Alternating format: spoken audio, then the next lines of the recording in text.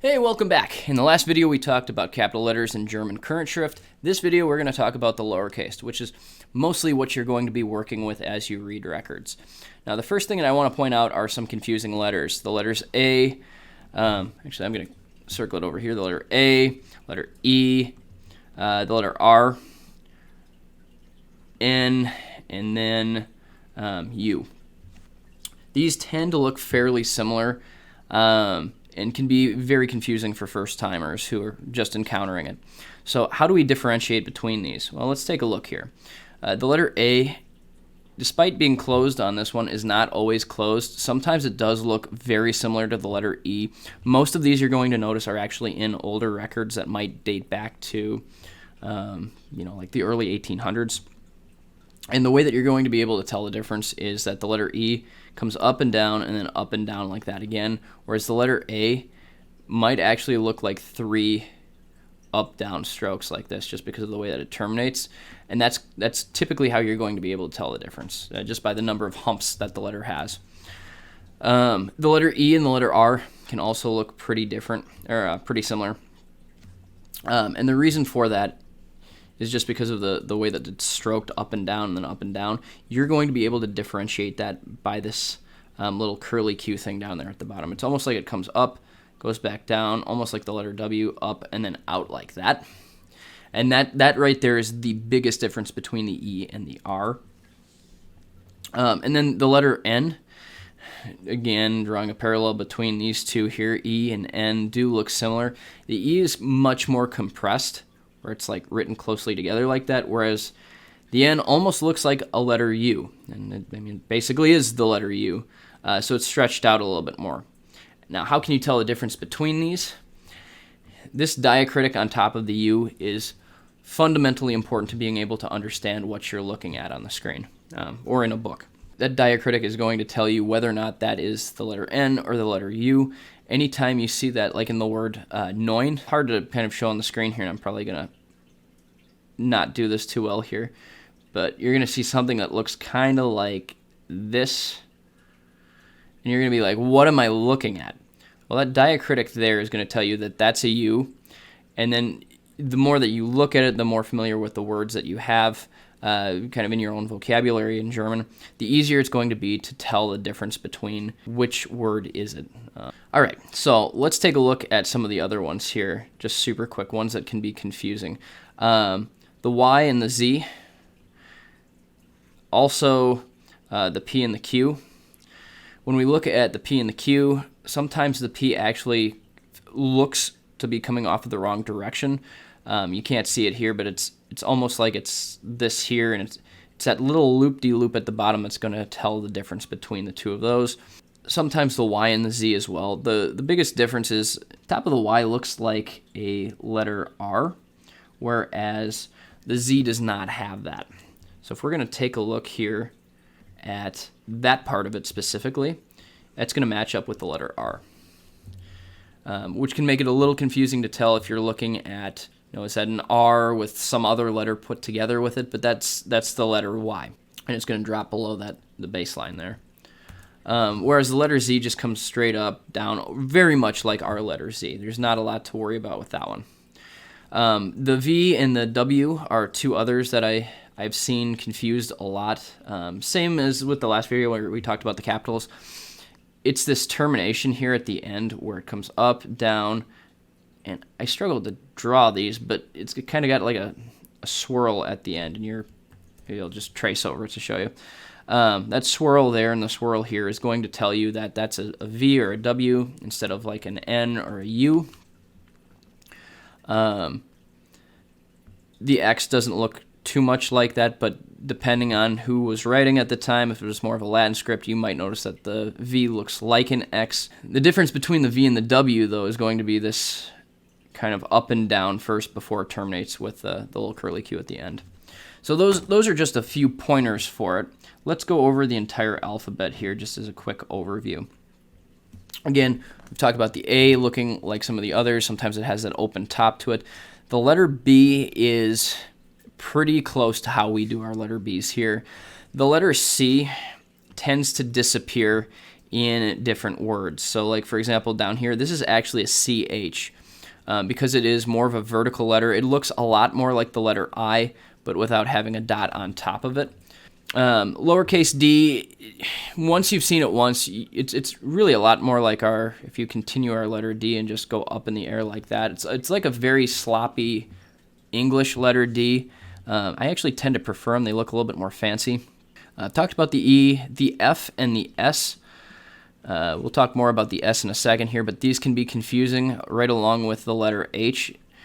Actually, let's just talk about them right now. The letter F goes up and down like that. There is no termination down here at the end. This is really important. Let me change my color here. So if I'm looking at the letter F, it comes up, comes down like that, and then it kind of comes out there. Almost like a letter T if you're looking at the lowercase letter T like that. Whereas the letter H is going to come straight up, down, and it's going to do a loop-de-loop up at the top and at the bottom. You might notice, just because, I mean, if you're familiar with cursive, depending on who's writing it, we have different styles. Sometimes people get a little bit lazy. I know I certainly do. So, having sometimes that up with only a terminal down at the bottom like that can be confusing with some other letters. Sometimes maybe the priest was a little bit loose with his writing, and the H comes down and up like that, and there's not a lot of the loop-de-loop. Or sometimes the S, let me just do one more here. Sometimes the S, which goes straight up and down, like that's the easiest way to be able to tell that that's an S, is that it goes straight up and then straight down. Sometimes you'll notice priests who got a little bit loose with it and do something like that.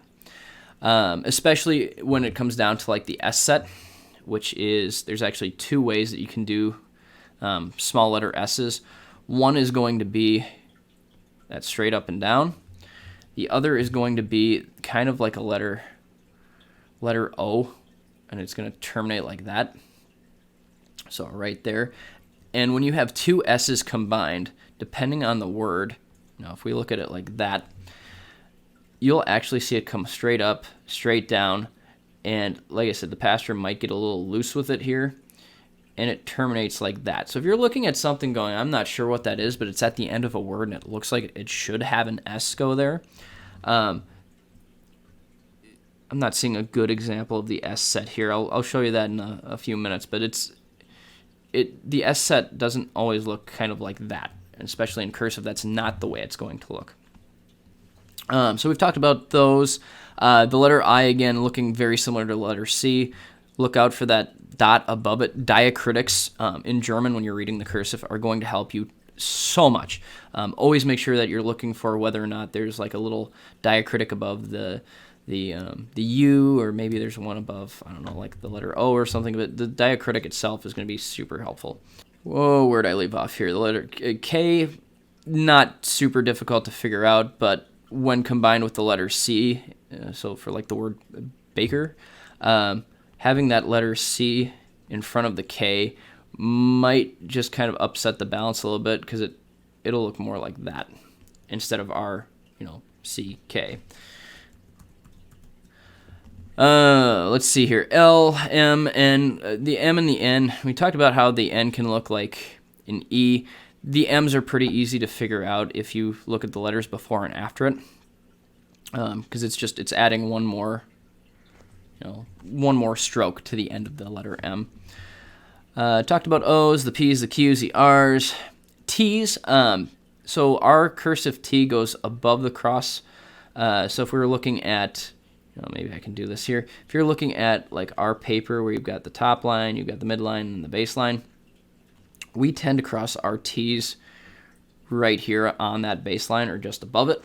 In German, that's not the case. In this Kurrentschrift, it's actually, you're crossing it below the stroke, so it comes up, down, and it can be a little confusing as you look at some of these. Is it an ST? Is it a T?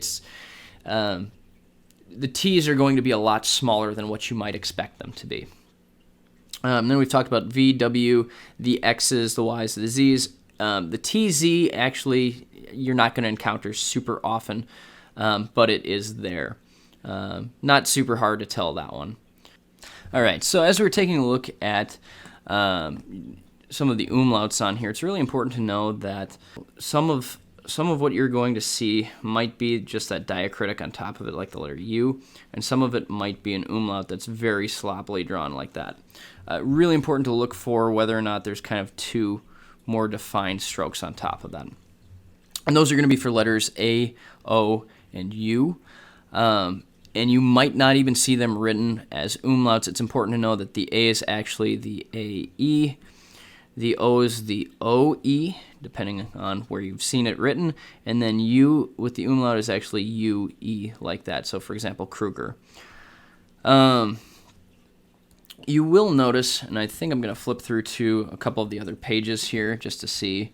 We'll talk more about some of these in a little bit, but try to see if I can find a good example. Like the letter S and the letter T down here, that's capital S, lowercase t. It terminates on top. Almost looks like it's a capital T that it goes into. And it could be written one of two ways. You've got the ST here, where again you've got that line that comes straight up and straight down and then terminates into kind of a bracket there. And then you might also notice the ST as a regular S, just like we have, with more of a regular looking T. The S set, this is the way that it should be written. That is not the way that it's always written. You're going to notice, like I talked about just a little bit ago, some of them are going to come straight up, straight down, and then terminate kind of like that.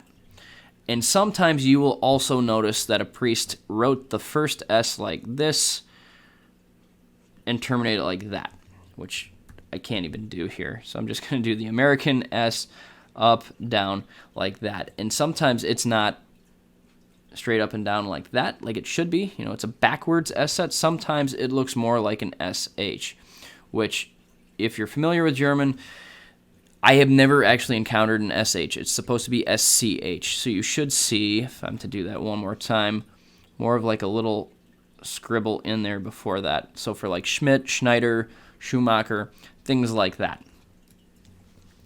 Let me just take a quick look here. Like I talked about with the letter O being a little bit more open compared to the letter A, this top piece is not always really evident. It's not even always closed like that. So trying to make sure that you don't get those two confused. The letter K, depending on, it varies from book to book. You might notice the letter K looking like the letter T just a little bit. Look for this ribbon here. That ribbon is going to be very important to be able to tell the difference between them. M's, N's, O's, the letter P. This right here is kind of what I was telling you about. You're going to look at it and go, is that a P? Is that a... Well, you're probably going to look at it and go, there's no way that's a P. Is that a Q or is that a G? It looks like a backwards Q almost. It's I don't know. I have no easy way of describing that one to you. I'm not seeing anything else that's super difficult on here. The letter X that you're going to encounter mostly is going to look more like that. So let me just pop through a couple more examples here. But a lot of the letters that you're going to look at, depending on the time, you know, when did it come out, who was the priest that was using it. The E, the D can sometimes look like an O. The E can sometimes look like, I don't even know what to compare that to. You look at it and go, I don't know what letter that is. The F's might not look exactly like the letter F's that are, you know, frilly and fancy with a ton of like curly Q's with them and whatnot. The letter H's can sometimes look like the letter Z if you're not careful. You look for that beginning termination versus the end termination on it like that. The I's and the J's. Sorry, what you're hearing there is my cat. He's paying us a visit right now. The K's and the R's. This is a better example of what I was mentioning earlier for capitals. Those two can look fairly similar. The N, looking a little bit more like an S and a T right there.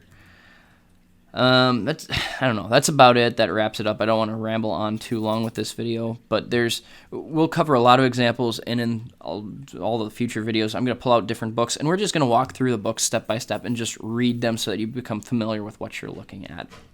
So, hope you enjoyed. Hope this was helpful. Next video is going to cover a little bit about Süderlin, and then we're going to talk a lot more about actual examples and put it into practice. Thanks for watching.